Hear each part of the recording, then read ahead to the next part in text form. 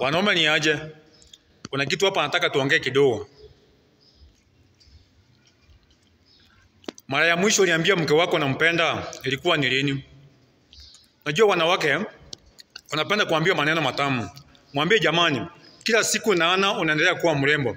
Alafu anaanza kuuliza, sasa mimi mrembo na venye nimechapa hivi? Mwambie hapana. Mimi sioni hiyo. Mimi naona kila siku wewe unakuwa ni mrembo. Yaani unanifutia kila wakati.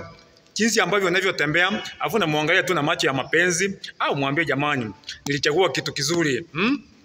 Mwanamke anaposikia hivyo, huwa anafurahia sana. Mwambie wewe ni mbavu ya mbavu yangu, nyama ya nyama yangu. Maneno kama hayo ukiambia mwanamke, wacha nikuambie, utaona utulivu katika familia yako. Yaani mwanamke anapenda kuambiwa maneno mazuri. Kwa hivyo ni vizuri mwambie mwanamke nakupenda, asante kwa kazi yako, wewe ni mama wa watoto wangu na ninajua ya kwamba tunaenda mbali. Mwanamke akisikia hivyo, roho inafurahia.